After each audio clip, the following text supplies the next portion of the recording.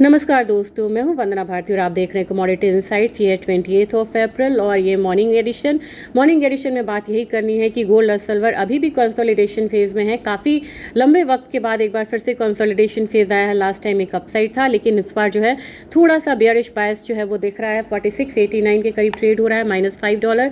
लेकिन अगर आप कहेंगे कि 515 के करीब क्या ग्लोबल मार्केट में ट्रेड हो रहा था, तो ये +$8 के करीब था।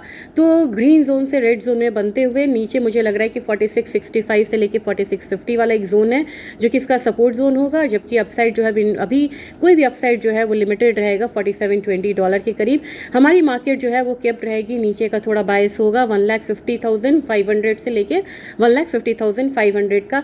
अपसाइड आपको पता है कि अभी अपसाइड जो है वो 1,54,000 है। अब आप कहेंगे कि ये मैंने रेंज बताया, बायस क्या है? बायस अभी डाउन साइड का है। जबकि सिल्वर की बात करेंगे $74 के करीब है, $74.7, 0.4% डाउन साइड है।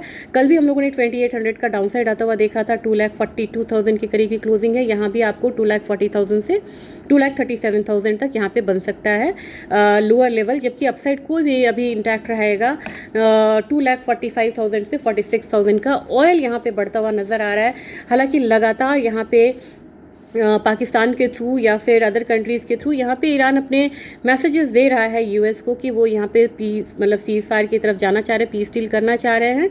और उन्होंने कहा भी है कि इसके लिए उनको मतलब खोलना पड़ेगा ब्लॉकेड और ये स्ट्रेट ऑफ हॉर्मुज़ ओपन करेंगे, लेकिन न्यूक्लियर एग्रीमेंट जो है वो यहाँ पे होना चाहिए।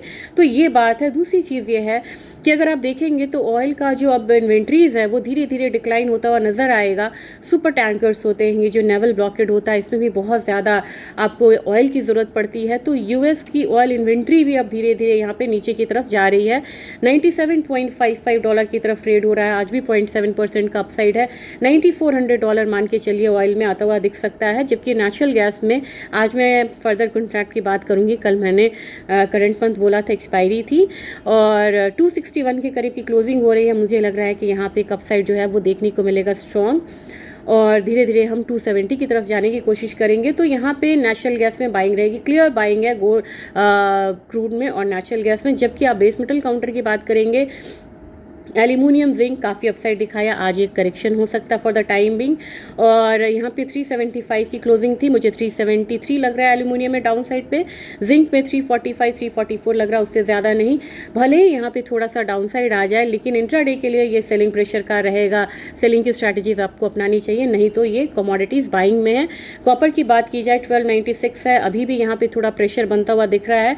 तो मुझे लग रहा है कि कॉपर भी यहाँ पे 1290 तक आ सकता है, लेकिन ओवरऑल ये फिर से 1300 के करीब जाएगा। तो इंट्राडे में एक यहाँ पे सेलिंग का बन रहा है, लेकिन हो सकता है कि शाम होते होते रिकवरी भी आए, क्योंकि 14.5 घंटे की मार्केट है। तो मुझे बताना पड़ता है कि दो ट्रेंड भी यहाँ पे हो सकते। कभी कभी आप लोग बोलते हैं ना कि आपने सुबह में बाय बोला, रात में वो सेल बोल रहे हो।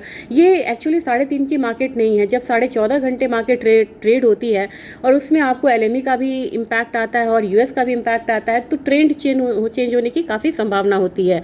निकल 1810 के करीब की क्लोजिंग थी, आज एक डाउन साइड आएगा, लेकिन ऑब्वियसली मुझे लग रहा है कि एक बार ये 1820-30 तक जाती हुई कमोडिटी दिखेगी। ट्रिगर्स 8:30 बजे आपको आना है। बैंक ऑफ जापान का इंटरेस्ट रेट डिसीजन 0.75% पे ही रहने की उम्मीद है, लेकिन जून में अगर बैंक ऑफ जापान का अगर इंटरेस्ट रेट बढ़ता है तो वो मार्केट के लिए बहुत बड़ा एक प्रेशर क्रिएट करेगा और वहाँ पे हम एक फॉल आता हुआ देख सकते हैं बिटकॉइन वगैरह में, और वहाँ पे वो बहुत बड़ा एक बुलिश ट्रिगर हो सकता है गोल्ड प्राइसेस के लिए।